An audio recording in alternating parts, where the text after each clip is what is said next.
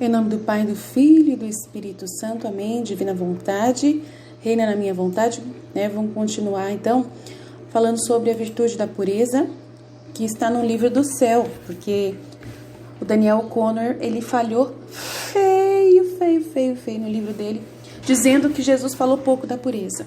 E ele não falou pouco da pureza, deu 7 páginas, se eu não me engano. Acho que é isso, 7 páginas.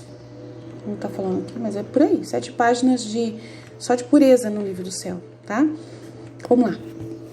Ele fala de pureza de intenção, mas o tema nosso aqui é pureza, né, do corpo mesmo. Então, vamos lá. Então, eu vou passar para a parte de pureza do corpo. No volume 2, no dia 1º de agosto de 1899, Jesus fala: Filha, eu amo grandemente as almas puras, e assim como das impuras sou obrigado a fugir, das puras em troca são como um imã que eu sou atraído a fazer morada nelas. Às almas puras, com prazer, lhes empresto minha boca para fazê-las falar com minha mesma língua, assim que não se cansam para converter as almas. Em ditas almas eu me agrado não só de continuar nelas minha paixão, e assim continuar ainda a redenção, mas o que é mais, me alegro sumamente de glorificar nelas as minhas mesmas virtudes. Então eu espero que eu seja uma alma pura, porque ele empresta a língua dele para falar comigo bastante, né? Aí ele fala aqui: ó homem, como te desfiguraste, deformado, desnobrecido, fiste para seres o meu templo vivo, e tu, por outro lado, tornaste o quarto do demônio. Até as plantas, estando cobertas de folhas, de flores e de frutos, te ensinam a honestidade e o pudor que deves ter no teu corpo. E tu, tendo perdido todo o pudor e também a vergonha natural que deverias ter, te tornaste pior do que os animais, tanto que não tenho mais ninguém para te comparar. Nossa Senhora! Tu eras a minha imagem, mas agora já não te reconheço mais. Antes, tu me dás tanto horror por tuas impurezas que me dá náuseas ver-te, e tu mesmo me obrigas a fugir de ti. Então, o que Jesus vê quando ele fala isso? O que Jesus vê quando ele fala essas coisas? Ele vê pessoas com animais, sexo com animais, né? Vários casais trocando de casais, tudo quanto é porcaria, homossexuais, lésbicas, pedofilia, as roupas do carnaval, né? As roupas que as pessoas usam de lingerie eróticas, a pornografia, o erotismo, né? A indústria em volta disso, né? O que eles fazem, tudo o que eles fazem. Não, o pior é as mulheres gordas andando de bunda de fora. As mulheres gordas andando com os peitos de fora, aparecendo quase tudo, as roupas, né? Andando na rua. Não precisa ter praia mais para poder você ver bundas e ver peitos, tá? Se você andar na rua, ou você vai numa festa, você vê as mulheres mostrando tudo que elas puderem mostrar. Então, é horrível. É terror. É aquilo que Jesus falou, vou repetir. Ó homem, como te desfiguraste, deformado, desnobrecido, fiste para seres o meu templo vivo, e tu, por outro lado, tornaste o quarto do demônio. Então, vocês têm noção, né? Então, gente, por favor, ainda mais aquele que fica vendo pornografia e se tende a masturbação. Vocês têm noção de como isso é nojento aos olhos de Deus? Jesus Cristo toma conta? Então, aqui, vamos lá. Jesus comunica-lhe as suas virtudes. No volume 2, dia 22 de agosto de 1899. Meu amado Jesus continua vindo, todo amável e majestoso, enquanto eu estava naquele aspecto, e me disse: Nesse aspecto, ele me disse: a pureza dos meus olhares resplandeça em todas as tuas obras, de modo que, subindo de novo aos meus olhos, me produza um resplendor e me distraia das porcarias que fazem as criaturas. Nossa! Olha que Jesus fala, gente. A pureza dos meus olhares resplandeça em todas as tuas obras, Luísa, de modo que, subindo de novo aos meus olhos, me produza um resplendor. As suas obras puras reproduzam para mim um resplendor e me distraia das porcarias que fazem as criaturas. Então, você imagina, Jesus está distraindo em Luísa para não ver tanto lixo que ele vê na terra. Bem, e vocês falam: Aline, você não precisava falar tudo isso que você falou, mas é verdade, né? Tem que falar, tá bom?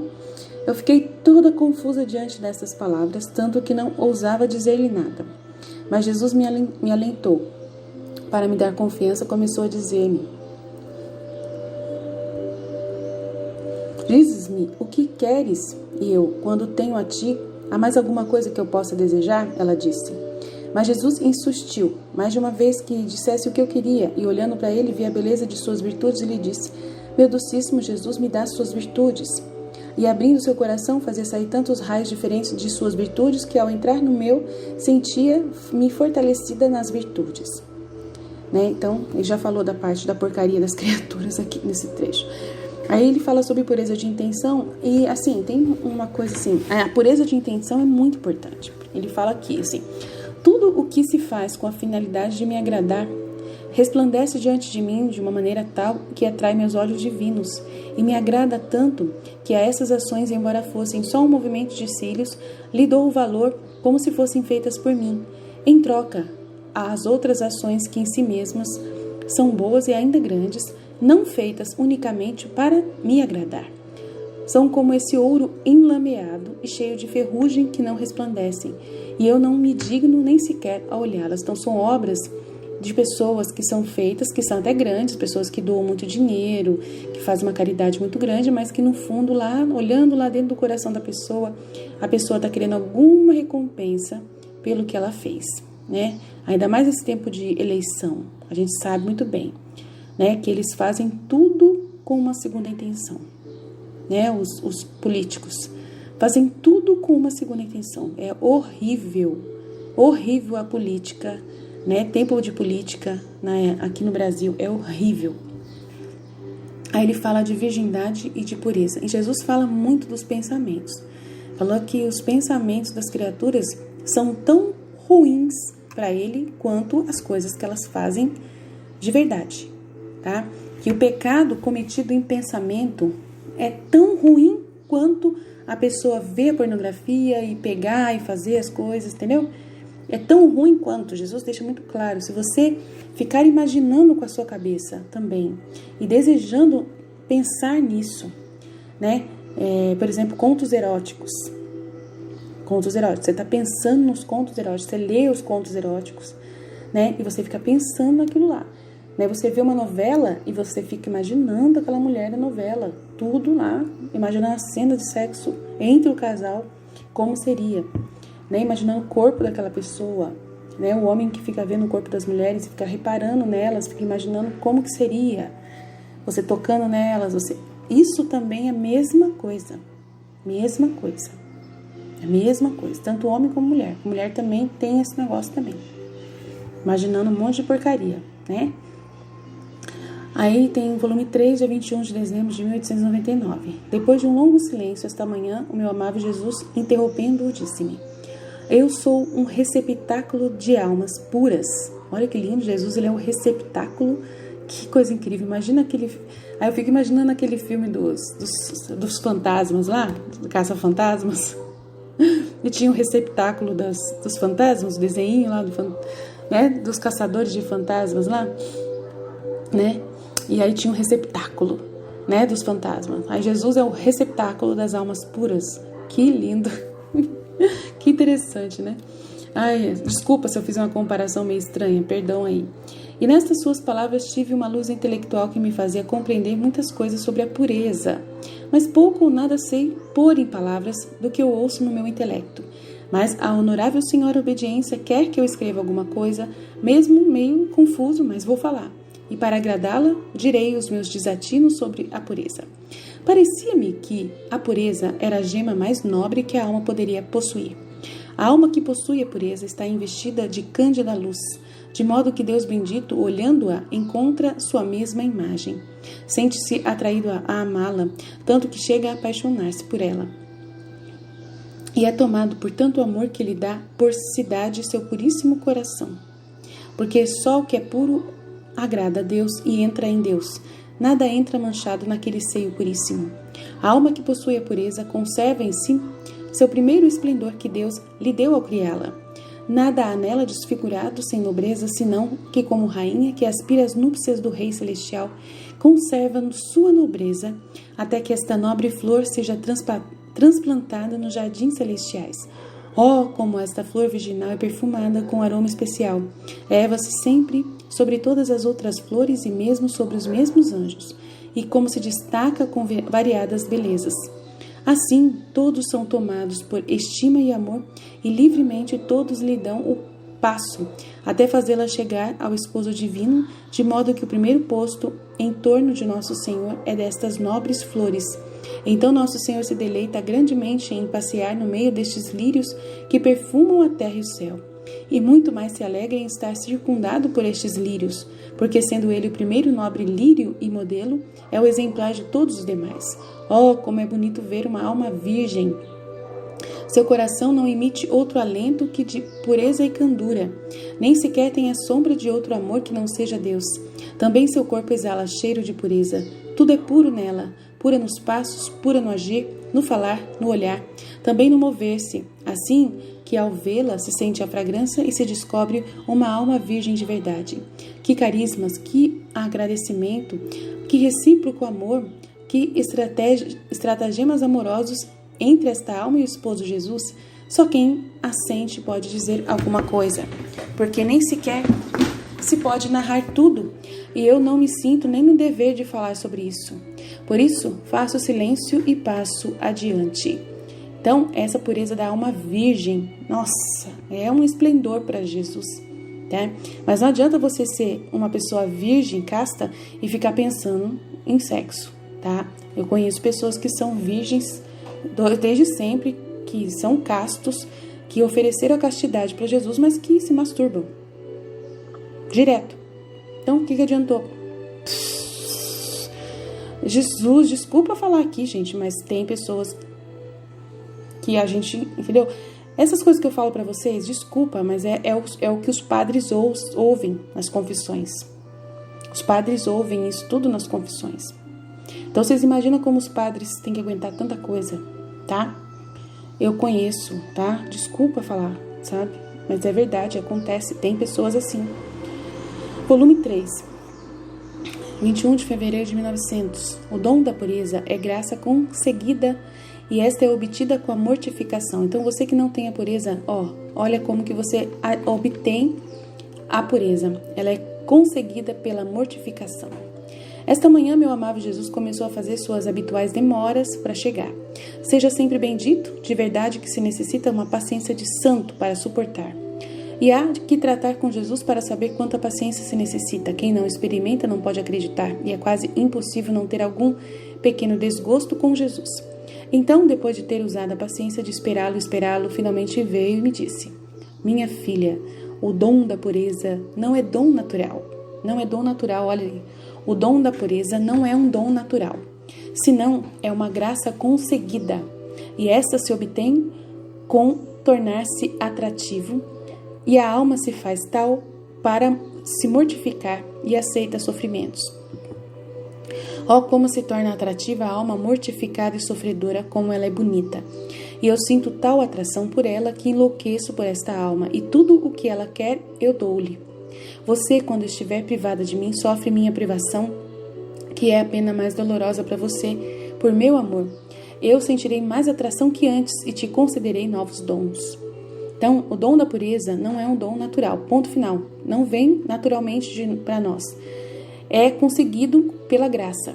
E só se obtém quando você se é atraído por esse dom. Você quer ser puro, né? Você se sente atraído por esse dom. E sendo atraído por esse dom, você começa a mortificar os seus sentidos e os seus desejos com sofrimentos, aceitando sofrimentos, né? Sofrimentos de fugir do pecado, de fugir das ocasiões de pecado, de fugir das ocasiões de impureza, né? E assim você fugindo, você se torna puro por Jesus, para Jesus. Aí ele fala na pureza do agir também, que é volume 3, 25 de abril de 1900. Encontrando-me fora de mim mesma e não encontrando meu doce Jesus de novo para variar, tive que girar muito para ir em busca dele. Vocês vão ouvir isso muitas vezes aqui nos nossos estudos do Livro do Céu, ela reclamando disso, é todo dia, todo trecho. No final, encontrei nos braços da rainha mãe a beber o leite de seu peito, e enquanto eu lhe dizia e fazia, parecia que não me prestava atenção, ou melhor, nem sequer me olhava. Quem pode dizer a dor do meu pobre coração ver que Jesus não me fazia caso, né? Rejeitada por Jesus, oh meu Deus do céu. Depois de ter dado rédea solta às lágrimas, tendo compaixão de mim, veio em meus braços e derramou em minha boca um pouco desse leite que tinha chupado da mamãe rainha. Nossa Senhora, tem que ter paciência demais com a Luísa, gente. Eu tenho que ter uma paciência com a Luísa, que, nossa Senhora, eu não gosto dessa parte que ela fala que ela tá sentindo falta de Jesus, porque Jesus tá com ela o tempo todo. Então eu fico meio assim, mas depois eu entendo, né?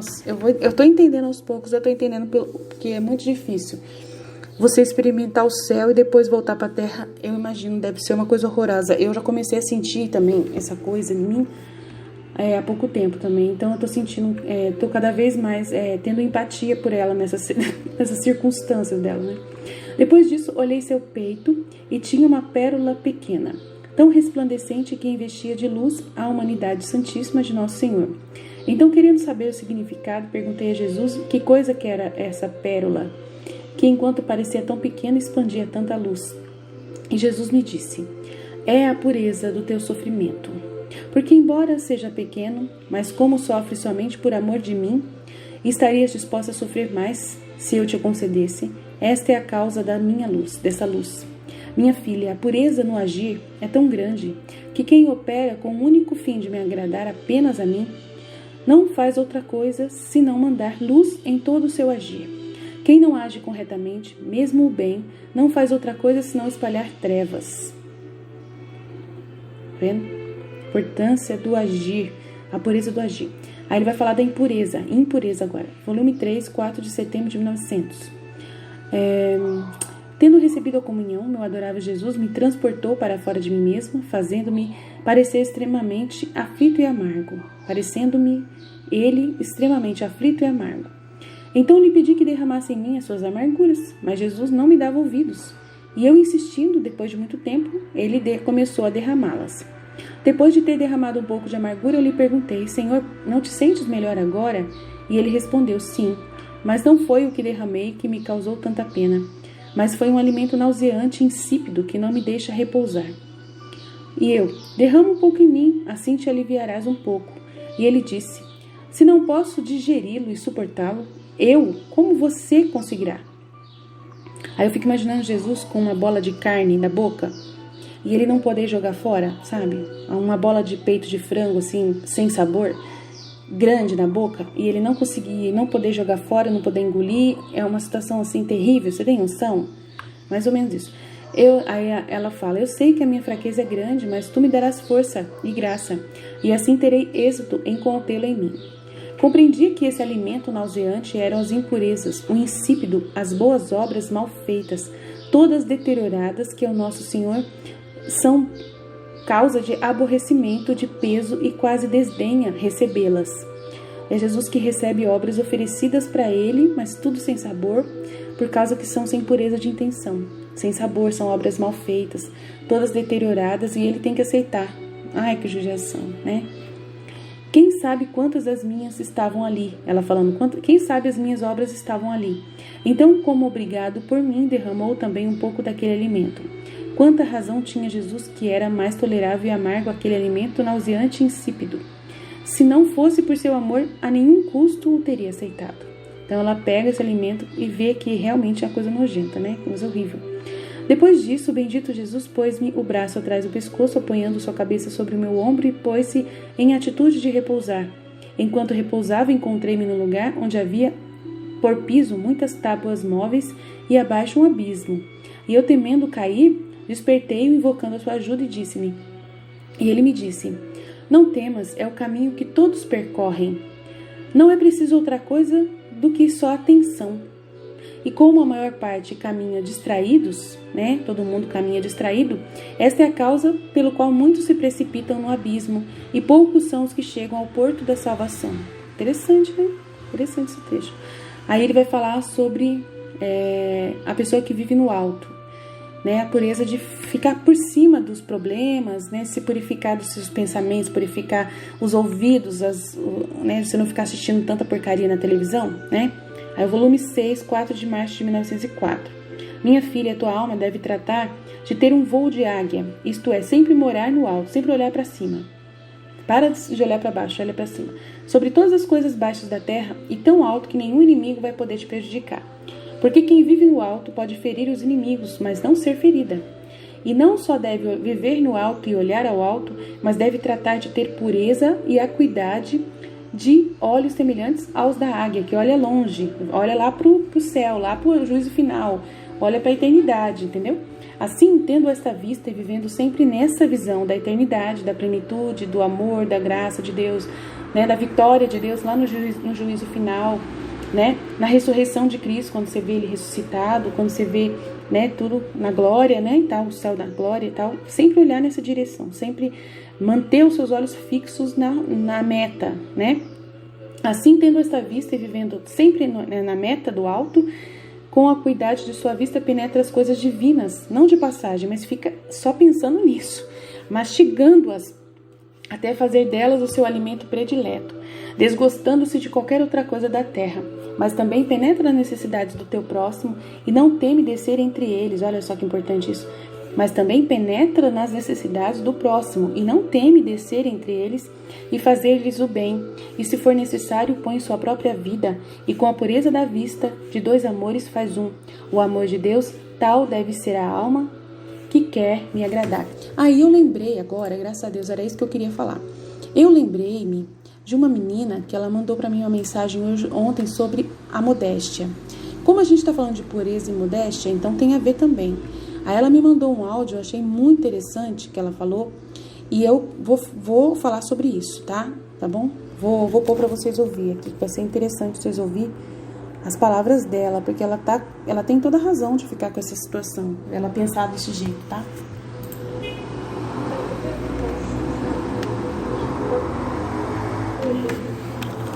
Peraí que eu vou aumentar o volume aqui. Eu já posso ir colocando partilhas do livro do céu, ou é melhor esperar eu terminar os 31 dias com Maria primeiro? Essa é a primeira pergunta. Veja, porque eu mesma defendi muito o uso de saia, o uso de vestido e não usar calça, né?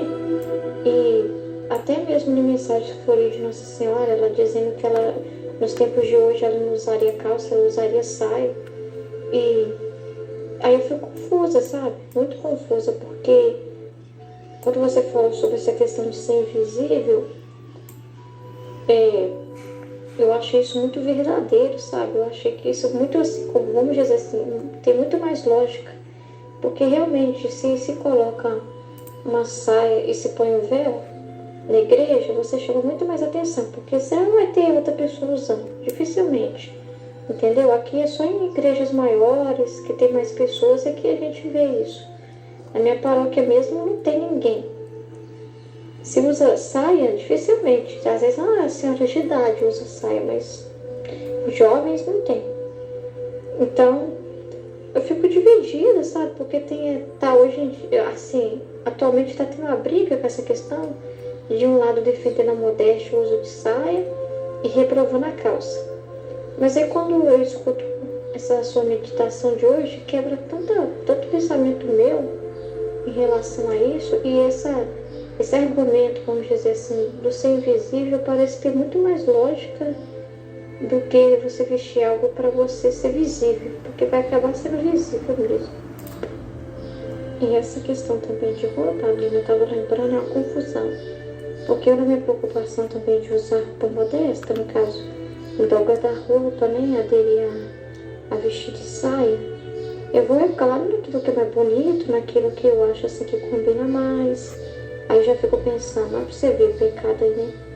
Eu já fico assim, mas essa roupa aqui, pra usar essa saia, tem que ter uma blusa combinando, e tem que ter um sapato combinando pra ficar tudo em harmonia. E tem que usar acessórios combinando.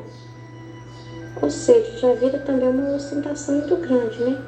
De querer muitas coisas. E eu lembro que eu ficava tão preocupada com isso que eu não conseguia nem comprar nada, porque eu ficava assim, eu não posso usar essa saia porque eu ainda não tenho uma blusa que combine com essa saia, porque não é qualquer coisa que fica bonita, porque como saia já é algo assim diferente, então tem que usar uma roupa que combina, senão fica muito estranho.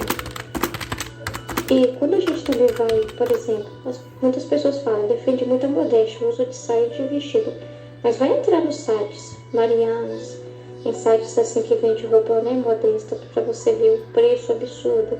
É saia de R$200, vestido de 300, roupas assim caríssimas. E como é que você dá um dinheiro desse numa roupa, sabe? Um dinheiro desse assim, será que tá certo, né?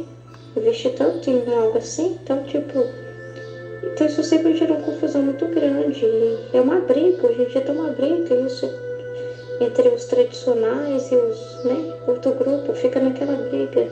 Mulher tem que usar saia, calça é masculino.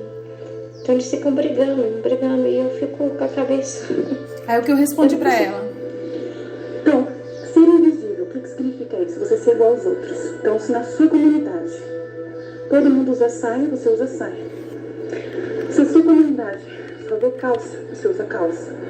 Ser invisível é isso. É ser igual São Paulo. Eu sou tudo para todos. Aí esse trecho de São Paulo é interessante, né? Que ele é tudo para todos, né? São Paulo fala sobre isso mesmo, né? Em Coríntios 9, 1 Coríntios 9. Não sou eu apóstolo, não sou livre? Não vi eu a Jesus Cristo no Senhor nosso? Não sois vós a minha obra no Senhor? Se eu não sou apóstolo para os outros, ao menos o sou para vós, porque vós sois o selo do meu apostolado no Senhor. Aí ele fala aqui, essa é minha defesa para com os que me condenam. Não temos nós direito de comer e beber? Não temos nós direito de levar conosco uma esposa crente? Como também os demais apóstolos e os irmãos do Senhor e Cefas? Ou só eu e Bernabé não temos direito de deixar de trabalhar? Né? Ele está questionando aqui. Aí ele fala que... Vamos ver onde está a parte boa, ser tudo para todos. Porque, sendo livre para com todos, fiz-me servo de todos para ganhar ainda mais. Por isso, se eu faço de boa mente, terei prêmio, mas se de má vontade, apenas uma dispensação me é confiada. Tá vendo? Aí, vamos ver o que ele fala mais aqui. Fiz-me como fraco para os fracos, para ganhar os fracos. Fiz-me tudo para todos, para por todos os meios chegar a salvar alguns. E eu faço isto por causa do Evangelho, para ser também participante dele. Não sabeis vós que os que correm no estádio, todos, na verdade, correm, mas só um leva o prêmio?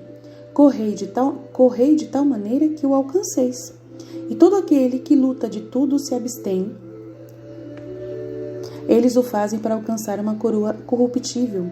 Nós, porém, corremos para uma coroa incorruptível. Pois eu assim corro, não como uma coisa incerta, assim combato, não como batendo no ar, e antes subjugo o meu corpo e o reduzo à servidão, para que pregando aos outros eu mesmo não venha de alguma maneira a ficar reprovado. Então, o que quer dizer isso? Né? Não tem uma lei que nos obrigue, nós mulheres, a usarmos saias. E não tem uma lei que nos obrigue a usar calça. Nós temos que ser tudo para todos. Na minha paróquia, eu falei claramente, na minha paróquia as pessoas usam calça social preta. Entendeu? Na minha paróquia eu tenho um uniforme para ser invisível, então eu uso para poder ser invisível, tá? Se na sua paróquia todo mundo usa saia, as mulheres todas estão usando saia, para você ser invisível você tem que usar saia. Aí ela até falou que às vezes ela se sente até incomodada, eu não coloquei essa parte, que às vezes ela se sente até incomodada usando saia, porque não é em todo lugar que ela pode usar saia. Então imagina que você é uma catequista, aí você vai de saia. Você é uma catequista de criancinha, você vai sentar no chão, você tem que se doar inteiramente para aquelas crianças. né? Ministério de crianças no grupo geração. Você tem que ter boa vontade mesmo de estar com aquelas crianças. E para você fazer melhor para essas crianças, tem que estar bem à vontade. E qual o jeito de você ficar bem à vontade? Com calça. Sentar no chão, brincar com as crianças, pegar no colo, brincar. Isso é o que Deus quer que você faça. Seja inteira no que você faz. Esteja à vontade. Então, não tem nada de errado usar uma calça. Não tem nada de errado usar uma calça moletom, entendeu? Usar alguma roupa assim, uma bermuda. Não tem nada de errado nisso. Tá bom? Então, a gente tem que entender, Jesus, quando ele veio na Terra, ele acabou com todas essas coisinhas, essas frescurinhas que os fariseus inventavam. Vocês viam que os fariseus inventavam de tudo quanto é coisa, não podia lavar a mão, que tinha que lavar a mão, que não podia tocar em tal coisa, que não podia fazer... Jesus tirou tudo aquilo lá, acabou tudo. Agora a gente volta, os católicos voltam e colocam tudo de novo. Farisaicos de novo. Nossa Senhora, é o seguinte, nas mensagens de Nossa Senhora, quando ela fala que ela não usaria calça jeans, tá? A pessoa que ouviu essa mensagem de Nossa Senhora, ela ouviu uma mensagem de Nossa Senhora falando sobre a modéstia. Mas ela é quem colocou a calça jeans. Você pode ter certeza que a Nossa Senhora vem trazer um fardo para a gente carregar. Então, sempre a pessoa que recebe a mensagem de Nossa Senhora tem que ficar atento. Porque às vezes essa pessoa, ela está pedindo para você usar calça jeans. Ela entendeu que a Nossa Senhora está pedindo para você não usar calça jeans. Ela que entendeu isso. Muitas vezes, não estou desmerecendo nenhum vidente que vê Nossa Senhora. E nem estou confundindo as bolas, não quero nem tirar, nem desvirtuar as pessoas, tá? Mas se Jesus, que é Jesus, ele não colocava fardo nas costas de ninguém, imagine se Nossa Senhora ia fazer isso, tá? E muitas coisas que falam que Nossa Senhora disse, na verdade foram interpretações baseadas no que a pessoa entendeu da imaginação dela, da vontade humana dela, contaminada com a vontade divina que Nossa Senhora trouxe. Então tem que ficar muito esperto. Ela quis falar de modéstia. O que é essa modéstia? As mulheres não ficar andando nuas e nem com o corpo tão exposto. Usar uma calça jeans, a gente vê que tem calça jeans que são muito coladas no corpo. Muito coladas. Essas realmente não dá para usar na igreja. Né? Então tem que ficar esperto. Tem que saber como usar a roupa. Dá para usar a roupa tranquilamente sem se expor. Dá para usar. Aí depende de cada um de nós, tá bom? Não, se na sua paróquia tem muitas meninas que usam saia, você continua usando. Tem muitas mulheres que usam vestido, você continua usando. Não é obrigado a mudar o seu guarda-roupa. É para você estar nos lugares estando inteira, se sentir bem. Jesus, ele quer que você se sinta bem na casa do Pai, tá? Mas só que com a roupa mais modesta que você puder, tá bom? Então é isso que importa. Não tô falando para vocês, só tem que usar calça. Não é assim. É livre, todo mundo é livre. Jesus, ele traz a liberdade. Não traz nenhum tipo de imposição, tá bom? Isso é claro. Se a pessoa falou que Nossa Senhora falou, essa pessoa com certeza tem que questionar se realmente ela ouviu claramente isso saindo da boca de Nossa Senhora. Porque eles colocam muitas palavras na boca de Nossa Senhora. A gente tem que ficar esperto. Tem muitos falsos profetas no mundo. Jesus falou, ficai atentos. Virão muitos falsos profetas. Confundir em vez de ajudar. Tá bom? Aí, aqui fala aqui, que a gente olhar para o céu e não ficar olhando muito para a terra. Se a gente ficar olhando muito para a terra, a gente não faz nada, tá? Aí ele fala, minha filha, se você fizesse de maneira diferente, perderia a pureza do olhar, né? Referente ao quê? Deixa eu ver. Adorável Senhor meu, não vejo em ti mais do que uma veste de sangue adornada de chagas, e por gosto e deleite amarguras de fel, por honra e glória, confusões e opróbrios e cruzes. Não permita que depois que tu sofreste tanto, que eu não veja as coisas desta terra, mas como um esterco e lama, que não me tome outro prazer que em ti somente, e que toda minha honra seja outra cruz para ti. Aí ele fala, minha filha, se você fizesse isso de maneira diferente, perderia a pureza do olhar, porque fazendo-se um véu à vista, perderia o bem de me ver. Porque o olho que se recria só das coisas do céu tem a virtude de me ver. E quem se recria das coisas da terra tem a virtude de ver somente as coisas da terra. Porque o olho, vendo as diferentes do que são, vê-as e ama-as. Então, o que ele está querendo dizer aqui? Se você ficar só olhando para as coisas da terra, só ficar se preocupando com as coisas ruins da terra, se você ficar prestando muita atenção no pecado mortal, ficar só falando de pecado mortal, você não tem olhar em Jesus. Você se perde de Jesus totalmente. Por isso que tem muitos pregadores que se perderam de Jesus. por causa que começaram a olhar só as coisas da terra. Por isso que essas pessoas ficam falando de calça jeans, ficam falando de roupa, porque estão olhando só para a terra, só estão olhando na dimensão humana, terrena, e tirar os olhos de Jesus. Por isso que quando vocês vêm me ouvir aqui no meu canal, vocês veem que eu falo coisas totalmente do céu. Eu só falo de Jesus, do que Ele pensa, e eu conheço só o que Ele sabe. Eu não fico prestando atenção nas coisas que os seres humanos ficam inventando aqui na terra. Né? E aí quando eu vou ver essas coisas, eu já entendo claramente que é tudo bobeira, bestagem, bobeira mesmo, né? Bobeira. Eu leio o livro do Daniel Conner e falo, nossa, nada a ver isso aqui que ele tá falando, ele tá viajando, entendeu? Por quê? Porque eu fico constantemente focada no céu, entendendo as coisas de Jesus. Ele me deu a virtude de vê-lo. Eu me recrio totalmente todas as vezes que eu tenho essa virtude de olhar para o céu e não para a terra.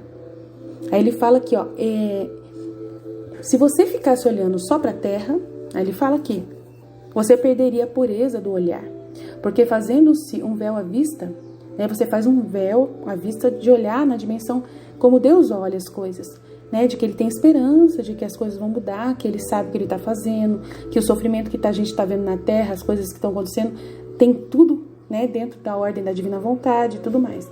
Então, se você coloca esse véu por cima das coisas que você vê o céu. Agora, se você perde isso, você vai perder o bem de me ver nas coisas. Porque o olho que se recria só das coisas do céu tem a virtude de me ver. Então, o olho que se recria só das coisas do céu tem a virtude de me ver.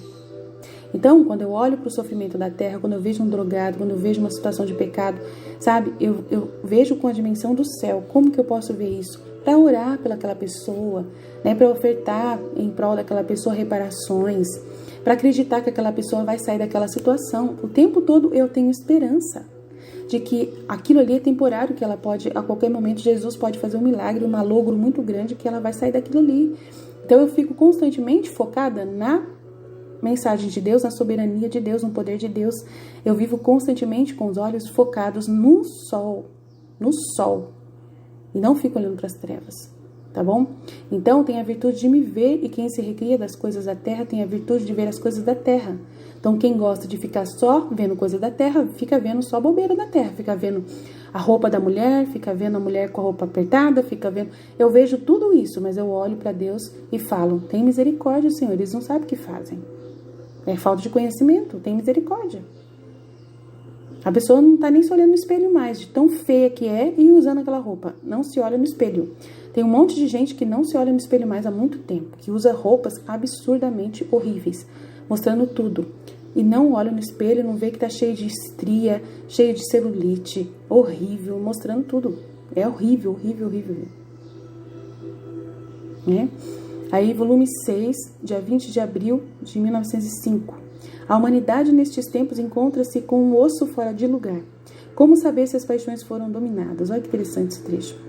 Minha filha, as criaturas me laceram a carne, pisoteiam meu sangue continuamente, e eu permitirei que suas carnes sejam laceradas e seu sangue derramado.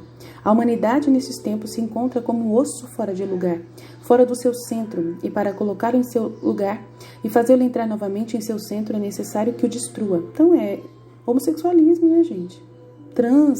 Negócio trans. Gente do céu, esses dias eu vi um vídeo de uma mulher falando de Nossa Senhora, e era uma trans. Era um homem que se transformou em mulher, falando de Nossa Senhora, pregando sobre Nossa Senhora. Como? Eu falo para mim mesma, Senhor, tem misericórdia de nós. Depois, acalmando-se um pouco, continuou, minha filha, a alma pode saber se tem dominado suas paixões, se quando tocada pelas tentações ou pelas pessoas, não as toma em conta. Como, por exemplo, é tentada pela impureza, se tem dominado esta paixão, a alma não faz caso e a mesma natureza fica em seu posto. Se não a tem dominado, a alma se entristece, se aflige e em seu corpo sente correr um rio purulento. Ou uma pessoa mortifica e injuria a outra, se esta dominou a paixão da soberba, fica em paz. Se não for assim, sente correr um rio de fogo, de desprezo, de altaneira, que a põe toda alterada, porque a paixão, quando existe, quando chega a ocasião, sai e assim por diante. Então, olha só como é importante a gente perceber que a gente dominou as paixões ou não. Olha que interessante. Vou ler de novo. Minha filha, a alma pode saber se tem dominado suas paixões quando ela é tocada por tentações ou pelas pessoas e não as toma em conta, não dá atenção. Como, por exemplo, é tentada pela impureza. Se tem dominado esta paixão, a alma não faz caso e a mesma natureza fica em seu posto, não vai atrás da impureza, não vai ver vídeo pornô, né? Se ela é tocada por isso, pela tentação, alguém manda para você um vídeo, né? Você não fica olhando, você vai já, ai que nojo, exclui, né? Se não tem dominado, a alma se entristece, se aflige e em seu corpo sente correr um rio purulento. Ou uma pessoa se mortifica, injuria a outra, se esta dominou a paixão da soberba, fica em paz. Se não for assim, sente correr um rio de fogo, de desprezo, de altaneira, que a põe toda alterada, porque a paixão, quando existe, quando chega a ocasião, sai, e assim por diante. Então, por isso que eu tenho que ficar esperta, por causa da ira, né, da paixão da ira. Porque, assim, a paixão da soberba, isso aí é uma paixão, tá vendo? Que busca quando você é injuriado, quando alguém injuria você, quando alguém te machuca, te fere e você ainda tem essa soberba reinante um pouquinho em você, busca, né? Todo mundo tem paixões, gente. Todo mundo tem essas coisas, presta atenção, tá? Aí se você fica em paz, tá tudo bem. Agora, se você começa a sentir a raiva, né? Sentir o desprezo daquela pessoa, se altera, né? Se põe alterada, briga, começa a gritar. É porque a paixão ainda existe. Entendeu? E quando chega a ocasião, você grita. Então, por isso que eu fico esperta, porque eu tô nessa fase de lutar contra isso. De dominar, né? E eu tô conseguindo esses dias, viu? Tô conseguindo. Tô percebendo que eu estou bem melhor. Mas Jesus vai continuar mandando as ocasiões pra mim, com certeza. Volume 10, dia 23 de novembro de 1910. O amor basta para tudo e muda as virtudes naturais em divinas. Minha filha, o amor prende tudo, acorrenta tudo, dá vida a tudo, sobre tudo triunfa. Tudo embeleza, tudo enriquece. A pureza se contenta em não fazer nenhum ato, olhar, pensamento, palavra que não seja honesto. O resto tolera. A pureza, olha que legal, a pureza se contenta em não fazer nenhum ato, olhar, pensamento, palavra que não seja honesto. O resto tolera. Com isso, não se reduz a outra coisa que adquirir a pureza natural. O amor é zeloso de tudo, mesmo do pensamento, do respiro, ainda que fossem honestos. Tudo quer para si e, com isto, dá à alma pureza, não natural, mas divina. E assim de todas as outras virtudes, assim que o amor pode dizer-se que é paciência. O amor é obediência, é doçura, é força, é paz, é tudo. Assim que todas as virtudes, se não tem a vida do amor, no máximo se podem chamar virtudes naturais, mas o amor as muda em virtudes divinas. Que diferença entre umas e as outras! As virtudes naturais são servas e as divinas rainhas, por isso para tudo te basta o amor. Eu vou falar para vocês e vou confessar uma coisa que aconteceu comigo lá na casa da minha mãe no dia que meu pai morreu. Eu tenho meu celular, eu uso muito meu celular, para evangelizar mesmo. E o meu carregador do meu celular, o meu celular com o celular da minha mãe é o mesmo celular, é igualzinho, mesma marca, mesmo modelo e tudo mais. E eu usei o carregador da minha mãe para carregar o meu celular. E foi assim, num piscar de olhos. Quando eu vi, já tinha carregado. Eu falei, nossa. E o meu carregador não é assim. Ele tá com problema, ele tá muito ruim, tá demorando demais para carregar. E na mesma hora eu falei assim, meu Deus, eu acho que eu vou trocar. Né? Não falei com Deus, desculpa. Eu pensei na minha maldade, na tentação. A tentação fez assim, troca. Pega o dela para você e deixa o seu para ela. Olha, gente, que tentação. Que tentação. E eu sempre fui muito ladra antes. Eu era bem de pegar as coisas mesmo, não tá nem aí. Eu era assim bem antes. E eu venci isso com muito custo. Mas a tentação ainda vem atrás de mim. Jesus permite as situações e permitiu essa. Minha filha, mas a tentação pegou naquela hora. Nessa eu falei pra mim mesma, a tentação falando, pode pegar, você usa muito celular para evangelizar, pode pegar. Ela não vai achar ruim, ela vai carregar o celular dela, ela usa pouco, você usa muito. Nossa, veio a tentação com tudo conversar comigo, gente. Mas aí eu peguei e falei, por amor a Jesus, eu não preciso fazer isso. Eu prefiro me sacrificar com o meu carregador, carregando devagarinho e ofertar tudo para Jesus do que fazer isso. E venci. O bicho perdeu. E eu adoro ganhar. Adoro ganhar nessas coisas. Amo ganhar nessas coisas. Mas, gente, foi uma tentação tão grande. Vocês não têm noção. Foi. Tem que ter poder. A tentação tem que ser forte. Porque se não for forte, a vitória não é forte também, né?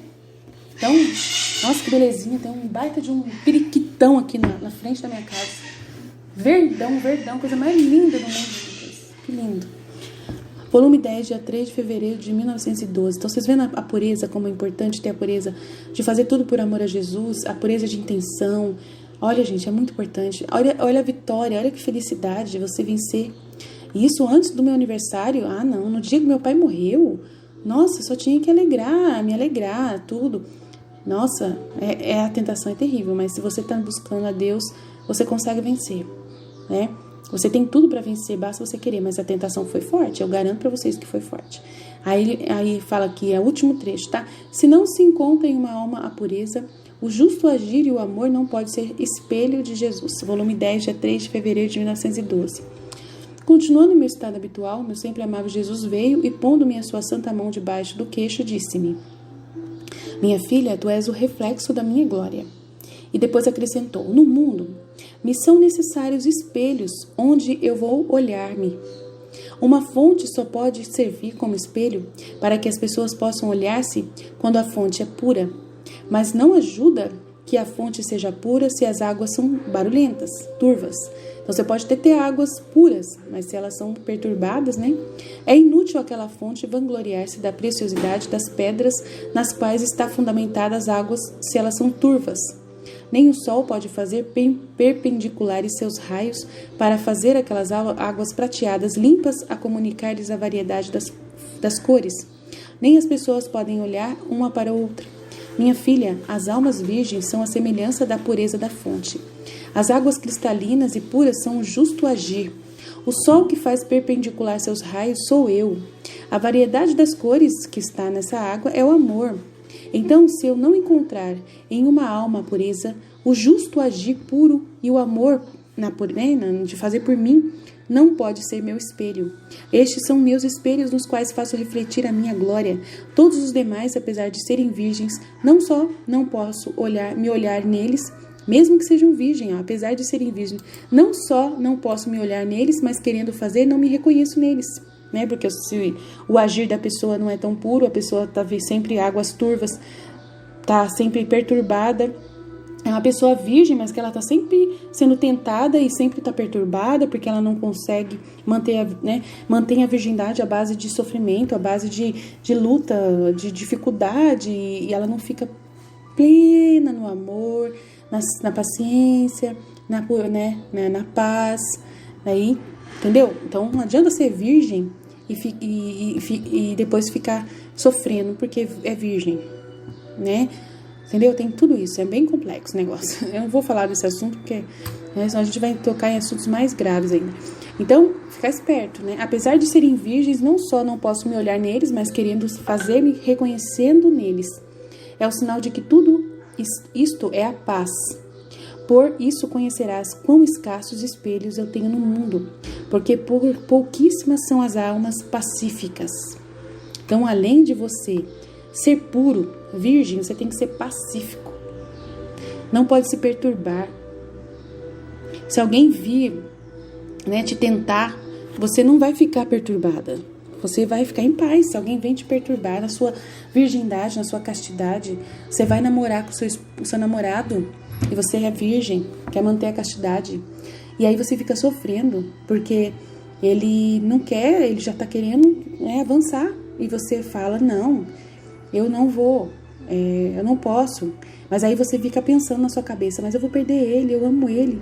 Ai, eu não vou conseguir manter a virgindade. Ai, não sei o quê. Ai, aí não adianta nada. Você ficar sofrendo com isso. Aí você não está em paz. Aí Jesus não está vendo a glória em você. Está sendo uma falsidade. Então precisa se colocar dominada sobre esse impulso. Saber que essa pessoa vai ficar com você. Se for da vontade de Deus, ela vai ficar com você mesmo, com você mantendo a virgindade até o casamento. Ela vai ficar com você. Mas se ela não ficar, é porque ela não te ama, Giro. Aí você tem que largar. Largar? Não pode ser apegado a ninguém. Não pode ser apegado. Eu não vou ficar sem ele, não posso.